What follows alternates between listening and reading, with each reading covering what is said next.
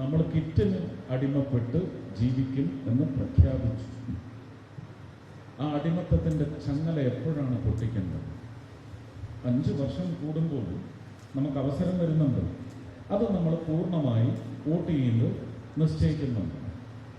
ആരെങ്കിലും വോട്ട് ചെയ്യുമ്പോൾ ഇതെൻ്റെ രാഷ്ട്രീയത്തിനുള്ള വോട്ടല്ല, ഇത് എനിക്ക് വേണ്ടിയുള്ള, എൻ്റെ ഭാവി തലമുറകൾക്ക് വേണ്ടിയുള്ള വോട്ടാണെന്ന് പറഞ്ഞ് ആരെങ്കിലും വോട്ട് ചെയ്യുന്നുണ്ട്? അങ്ങനെ ഒരു ജനാധിപത്യമല്ലേ നമ്മുടെ നാട്ടിൽ നിലനിൽക്കേണ്ടത്? രാഷ്ട്രീയം അവനവൻ്റെ ഇഷ്ടത്തിനും അനിഷ്ടത്തിനും അനുസരിച്ച് നമുക്ക് തിരഞ്ഞെടുക്കാം. രാഷ്ട്രത്തെ അനിഷ്ടത്തിൽപ്പെടുന്നവർക്ക് വിട്ടുകൊടുക്കാൻ പാടുണ്ട്. രാഷ്ട്രത്തിൻ്റെ ഇഷ്ടം സമ്പാദിച്ചവരെ തിരസ്കരിക്കുന്നതാവണം നമ്മുടെ ജനാധിപത്യത്തോടുള്ള മര്യാദ. ഇത്രയും കാര്യങ്ങളും മനുഷ്യന്റെ ജീവിതത്തിലേക്ക് പകർന്നെടുക്കേണ്ട ജനാധിപത്യത്തിന്റെ നിർവഹണത്തിൽ ഒളിഞ്ഞല്ലിരിക്കുന്നത്, തെളിഞ്ഞാണ് ഇരിക്കുന്നത്. ബഹുഭൂരിപക്ഷം ജനതയും കേരളത്തിലെങ്കിലും ആ അവകാശബോധം ഇല്ലാത്തവരാണ്, അല്ലെങ്കിൽ അവകാശബോധമുണ്ട്, അടിമത്തത്തിന് അടിമപ്പെട്ട് ഒരുപക്ഷെ ആ അവകാശബോധം അവരുടെ നിർണയത്തിൽ അല്ലെങ്കിൽ നിർവഹണത്തിൽ കൊണ്ടുവരുന്നില്ല എന്നുള്ളത് ഒരു വലിയ വലിയ പരാതി തന്നെയാണ് എന്നെപ്പോലുള്ള ആൾക്കാർ.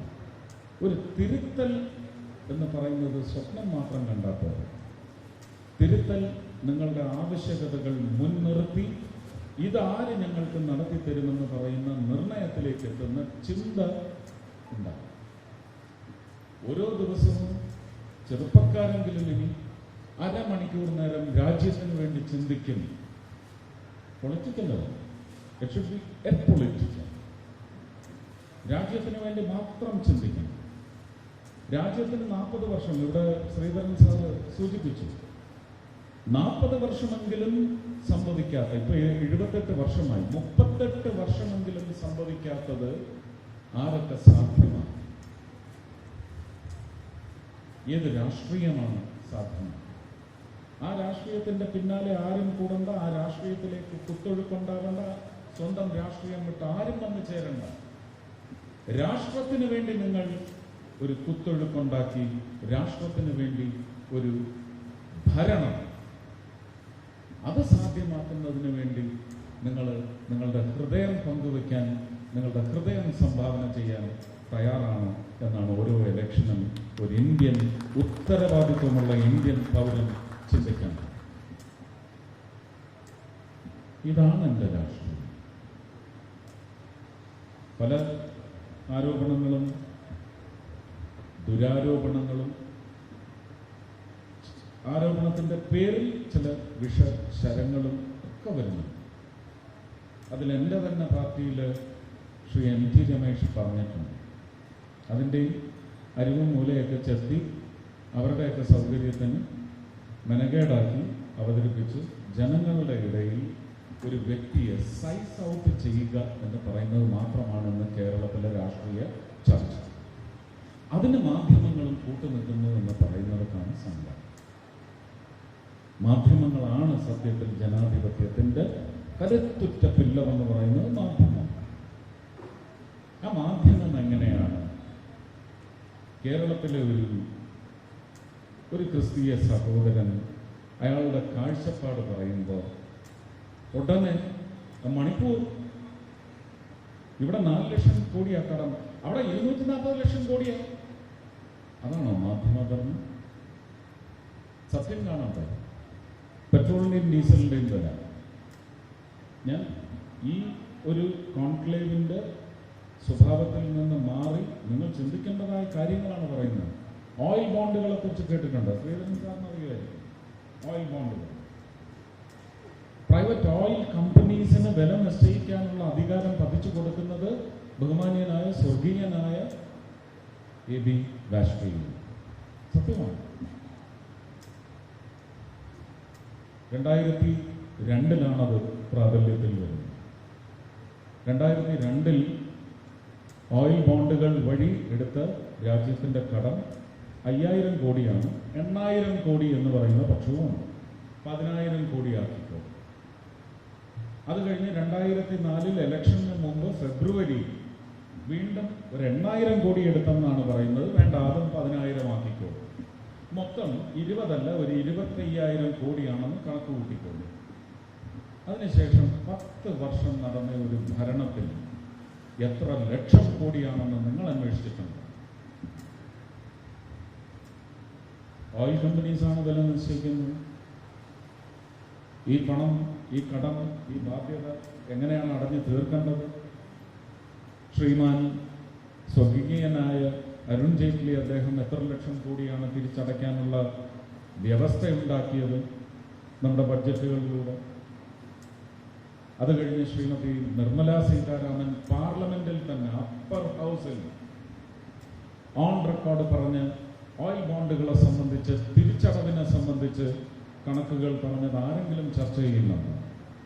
ഇതൊന്നും ചർച്ച ചെയ്യുകയും ചിന്തിക്കാതെയും പെട്രോളിൻ്റെയും ഡീസലിൻ്റെയും വിലയെ ചോദ്യം ചെയ്യാനുള്ള എന്ത് അധികാരമാണ് നമുക്കുള്ളത്?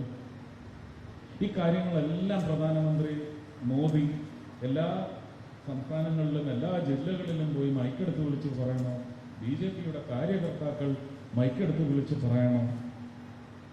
തള്ളു മാത്രം ശീലമുള്ള ഈ സംസ്ഥാനത്ത് അത് മറ്റൊരു തള്ളായി മാത്രം എഴുതി തള്ളാൻ കാത്തു നിൽക്കുന്ന ഒരു സമൂഹത്തിലേക്ക് ഇനി എങ്ങനെയാണ് നമുക്കിതൊക്കെ ബോധ്യപ്പെടുത്താനുള്ള ആ പ്ലാറ്റ്ഫോം മുതൽ നശിപ്പിച്ചിടണം എന്ന് സോഷ്യൽ മീഡിയ പ്ലാറ്റ്ഫോംസിൽ പോലും സ്വന്തം അമ്മയുടെ നെഞ്ചത്തിട്ട് ചവിട്ടിയാൽ 10 പക്ഷമാണ്. എനിക്കൊരു പക്ഷമേ ഉള്ളൂ. എങ്ങനെയാണ് എൻ്റെ ആ പക്ഷത്തെ വക്രീകരിക്കാനും വികലമാക്കാനും എനിക്ക് പിന്നെ അതൊരു 5 പക്ഷത്തിലേക്ക് എന്നെ നയിക്കുന്നതിനും വേണ്ടി ഉത്തരവാദിത്വമുള്ള ഒരു പ്ലാറ്റ്ഫോം എങ്ങനെ അതിന് കാരണക്കാരനാകാം? ഇതെല്ലാം ചിന്തിക്കേണ്ട വിഷയങ്ങളാണ് കേട്ടോ. ഞാനൊരു സിനിമാ നടൻ തന്നെയാണ്.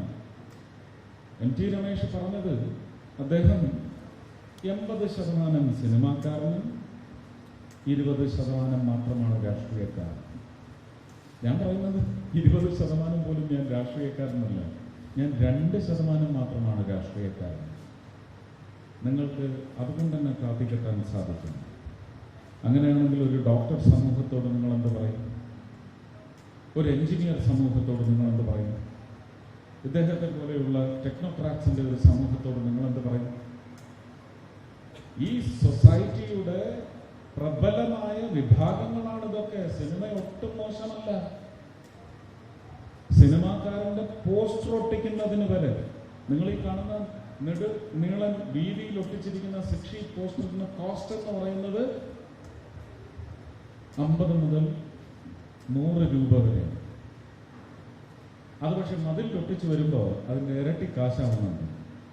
നിങ്ങളുടെ സർക്കാരിന്റെ കോർപ്പറേഷനും മുനിസിപ്പാലിറ്റിയും പഞ്ചായത്തുകളുമാണ് ആ കാശ് പിടുങ്ങുന്നത്. അതാണ് സർക്കാർ ഉദ്യോഗസ്ഥർക്ക് ശമ്പളമായിട്ട് കൊടുക്കുന്നത്. പിന്നെന്താ ഈ 88% അല്ലെങ്കിൽ 98% സിനിമയോട് എന്തിനാണ് ഫിക്ഷൻ? തിരിച്ച് സിനിമാ വ്യവസായത്തിന് ഒരു പൈസ ലോൺ കൊടുക്കുന്നുണ്ടോ? നിങ്ങൾക്ക് ഇവിടെ ഒരു കേരള ബാങ്ക് ഉണ്ടല്ലോ, കൊടുക്കുന്നുണ്ടോ? അപ്പൊ മാർവാടിയുടെ കൊള്ള പലിശ കൊടുത്ത് സിനിമാ വ്യവസായം ഇവിടെ നിലനിർത്തുന്നത് ഇവിടുത്തെ സർക്കാർ ഉദ്യോഗസ്ഥർക്ക് ശമ്പളം കൊടുക്കാൻ വേണ്ടിയാണെന്ന് ഞാൻ പറഞ്ഞാൽ ഇന്ന് കേരളത്തിലെ ഏറ്റവും പ്രബലമായ വ്യവസായം ഏതാണെന്ന് ചോദിച്ചാൽ അത് സിനിമാ വ്യവസായം. അങ്ങനെ എനിക്ക് പറയാൻ സാധിക്കും. ആ സിനിമയിൽ പ്രവർത്തിക്കുന്നവരെല്ലാവരും, അത് ചായ എടുത്തു കൊടുക്കുന്ന പയ്യനായാലും ആ ഗ്ലാസ് കഴുകി വെക്കുന്ന സ്ത്രീയോ പുരുഷനോ ആയാലും അവരെല്ലാം നിങ്ങളെപ്പോലെ തന്നെ ബുദ്ധിയും നിങ്ങളെപ്പോലെ തന്നെ വികാരങ്ങളും ഉള്ളവരാണ്. അവരെങ്ങനെയാണ് അസംബ്ലിയിൽ നിന്നിട്ട് അതൊക്കെ സിനിമയിൽ നടക്കുന്നു? ഓ, സിനിമാക്കാരൻ വന്നിരിക്കുന്നു, അതെന്ത് ഡിസ്ക്രിമിനേഷനാണ്? അത് റേസിസം അല്ലേ? ആ റേസിസം മുന്നോട്ട് വെച്ചിട്ടുള്ള നേതാക്കൾ ആരൊക്കെയാണെന്ന് പോയി പരിശോധിക്കൂ. ഉന്നതമായ പ്രത്യയശാസ്ത്രത്തിന്റെ കേരളത്തിലെ കൊടി പിടിക്കുന്ന